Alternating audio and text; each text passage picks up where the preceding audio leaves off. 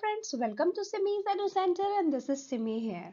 We are continuing our chapter Periodic Classifications of Element of Class 10th Chemistry. हमने अपने पिछले classes में पढ़ा Dobereiner triad, Newlands law of octave और Mendeleev periodic table के बारे में। तीनों पीरियोडिक टेबल हमने वन बाय वन पढ़ा, जिसमें हमने उसके मेरिट्स और डिमेरिट्स देखे। जितने भी लिमिटेशंस थे इन तीनों के, वो धीरे धीरे इम्प्रूव होते गए और एलिमेंट्स डिस्कवर होते गए। 1913 में हेनरी मोजले ने एक पीरियोडिक टेबल बनाया, ठीक है, जिसे मॉडर्न पीरियोडिक टेबल कहा जाता है, ठीक है। और इसी पीरियोडिक टेबल को हम आज तक फॉलो करते आ रहे हैं।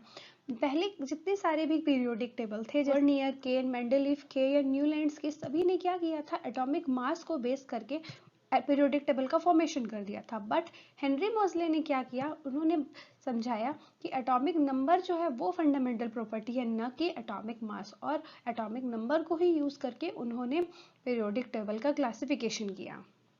जैसे अभी हमने बताया कि एटॉमिक नंबर को ही बेसिस लेके पीरियोडिक टेबल का क्लासिफिकेशन हुआ, ठीक है। अभी तक हमें 114 एलिमेंट्स नोन है। 114 एलिमेंट्स को 18 वर्टिकल कॉलम्स में, जो जिसे वर्टिकल कॉलम जो है उसे ग्रुप कहा जाता है, और जो 7 हॉरिजॉन्टल रोज है उसे पीरियड्स कहा जाता है। तो पीरियड्स जो है वो 7 है पीरियोडिक टेबल में, और ग्रुप जो है वो 18 है, ठीक है। वर्टिकल कॉलम जो है वो ग्रुप है, वर्टिकली जो है वो ग्रुप है, और जो हॉरिजॉन्टली है वो पीरियड्स है, ठीक है।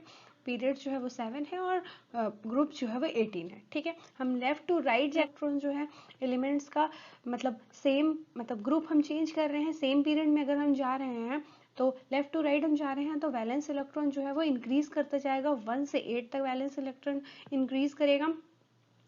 लेकिन नंबर ऑफ सेल जो है वो आउटर मोस्ट शेल, अगर 4 सेल है किसी एलिमेंट में, ठीक है, 4 सेल है किसी में, तो अगर हम मूव कर रहे हैं इन पीरियड्स तो उसमें जो नंबर ऑफ शेल है वो इंक्रीज नहीं करेगा, वो उसी शेल में इलेक्ट्रॉन्स जो है वो ऐड होते जाएंगे। जैसे किसी का 11, 12, 13, 14, 15, 16, 17, 18 तक जिसका भी एटॉमिक नंबर है, तो जितने इलेक्ट्रॉन्स है वो उसी शेल में ऐड होते जाएंगे, ठीक है।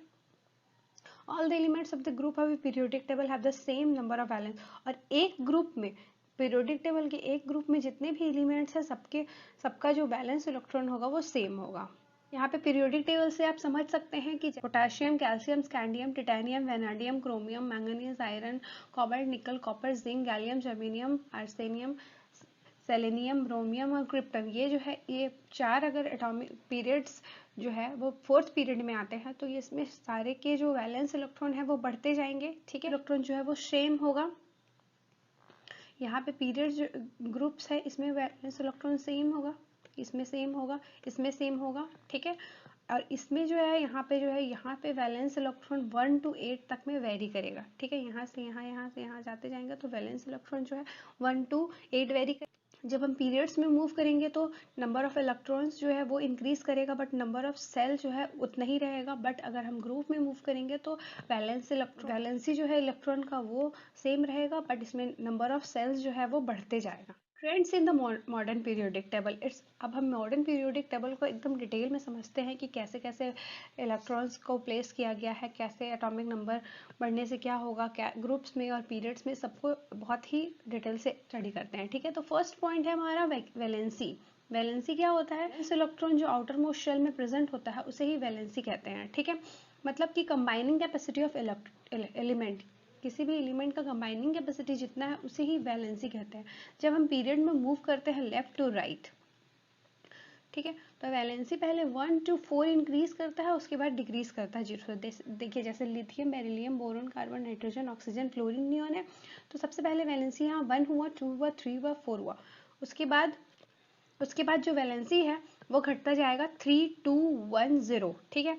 मतलब कि जब हम पीरियड में मूव करते हैं लेफ्ट टू राइट तो वैलेंसी जो है वो पहले 1 to 4 इंक्रीज करेगा, उसके बाद डिक्रीज कर जाएगा 3, 2, 1, 0 तक, ठीक है।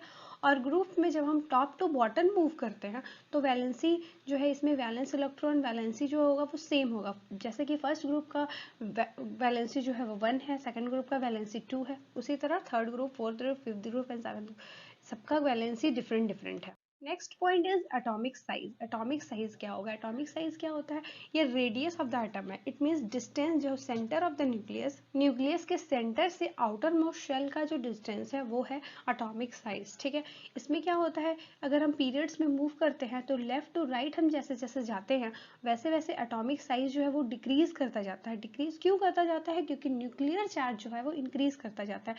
जैसे हमने अभी पहले ही पढ़ा कि अगर हम सेम पीरियड में मूव कर रहे हैं तो नंबर ऑफ सेल तो सेम ही होते हैं, नंबर ऑफ सेल सेम होते हैं और इलेक्ट्रॉन्स उसी में ऐड होते जाते हैं। ठीक है, तो जितने जैसे इलेक्ट्रॉन ऐड होते जाएंगे उसमें न्यूक्लियर चार्ज भी बढ़ता चला जाएगा।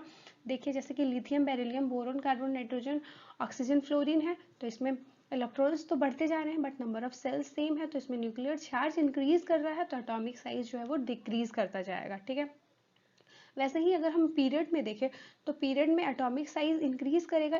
क्यों इंक्रीज करेगा? क्योंकि यहाँ पे शेल ही ऐड होते होते जा रहा है। ग्रुप्स अगर हम पीरियड में मूव करते थे तो नंबर ऑफ सेल नहीं बढ़ रहा था, सिर्फ इलेक्ट्रॉन्स उसमें बढ़ते जा रहे थे। बट अगर ग्रुप में हम मूव करेंगे तो नंबर ऑफ सेल नीचे जैसे जाते जाएंगे नंबर ऑफ सेल भी ऐड होते जाएगा, तो इसमें क्या होगा, एटॉमिक साइज जो है वो इंक्रीज करेगा। लिथियम, सोडियम, पोटेशियम सारे में इंक्रीज करेगा। 17th group fluorine, chlorine, bromine, iodine, ये सब में भी एटॉमिक साइज जो है वो इंक्रीज करता जाएगा। Next is metallic character. Metallic character क्या होता है? मेटेलिक कैरेक्टर एक ऐसा प्रॉपर्टी है जिसमें एटम जो है वो लूज कैसे करेगा इलेक्ट्रॉन, कितने जल्दी वो लूज करता है, वो है मेटेलिक कैरेक्टर। ठीक है, अगर हम पीरियड्स में लेफ्ट टू राइट मूव करते हैं तो मेटेलिक कैरेक्टर जो है वो डिक्रीज करता जाएगा, क्योंकि उसका जो टेंडेंसी है लूज इलेक्ट्रॉन करने का वो चेंज हो जाएगा। जब हम left to right, right hand side में अगर हम जाते जाएंगे पीरियोडिक टेबल में, तो क्या होता है, वो नॉन मेटलिक कैरेक्टर शो करता है और वो एक्सेप्ट करना लगता है इलेक्ट्रॉन को, वो लूज नहीं करता है, वो एक्सेप्ट करता है। नॉन मेटल्स क्या करते हैं, एक्सेप्ट करते हैं इलेक्ट्रॉन को। तो वही है कि पीरियड में हम लेफ्ट टू राइट मूव करेंगे तो नॉन मेटेलिक कैरेक्टर जो है वो डिक्रीज करता जाएगा। Lithium, beryllium, boron, carbon, nitrogen, oxygen, fluorine में मेटेलिक कैरेक्टर जो है वो डिक्रीज करता जाएगा। बट अगर हम ग्रुप्स में टॉप टू बॉटम अगर हम मूव करते हैं तो एटॉमिक साइज बढ़ा, इलेक्ट्रॉन को लूज करने का टेंडेंसी भी बढ़ता जाएगा, तो इट मीन्स इसमें मेटेलिक कैरेक्टर जो है वो बढ़ता जाएगा। मतलब कि अगर हम पीरियड्स में लेफ्ट टू राइट मूव करेंगे तो मेटेलिक कैरेक्टर घटेगा, लेकिन हम टॉप टू बॉटम मूव करेंगे तो मेटेलिक कैरेक्टर बढ़ेगा। और non metallic character just opposite है मेटेलिक कैरेक्टर का। ठीक है, इसमें हम क्या करेंगे, पीरियड लेफ्ट टू राइट अगर हम मूव करेंगे तो मेटेलिक कैरेक्टर इसमें बढ़ेगा, उसमें पिछले वाले में घटता था, और हम इसमें ग्रुप में टॉप टू बॉटम मूव करते हैं तो नॉन मेटेलिक कैरेक्टर जो होगा इसमें डिक्रीज करेगा, just opposite of metallic character. Next is chemical reactivity. Chemical reactivity का क्या इफेक्ट है? मेटल्स में केमिकल रिएक्टिविटी जो है, chemical reactivity of metal increases down the group. अगर हम डाउन जाते हैं तो मेटल का रिएक्टिविटी जो है वो इंक्रीज करता जाएगा। इट मीन्स वो इलेक्ट्रॉन्स बहुत जल्दी से लूज कर सकते हैं। लेकिन नॉन मेटल में अगर हम डाउन द ग्रुप जाते हैं तो उसका टेंडेंसी जो है वो डिक्रीज करता जाएगा। ठीक है, इट मीन्स मेटल के केस में केमिकल रिएक्टिविटी इंक्रीज करेगा अगर हम नीचे जाएंगे, और नॉन मेटल के केस में अगर हम नीचे जाएंगे तो केमिकल रिएक्टिविटी डिक्रीज करेगा।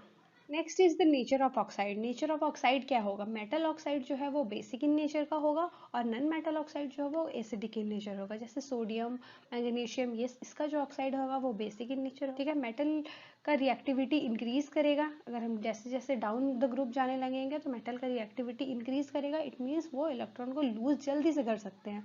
और नॉन मेटल के केस में क्या होगा, उसका रिएक्टिविटी जो है वो डिक्रीज करेगा। इट मीन्स का जो टेंडेंसी है गेन करने का इलेक्ट्रॉन का, ये डिक्रीज करता जाएगा। Thank you.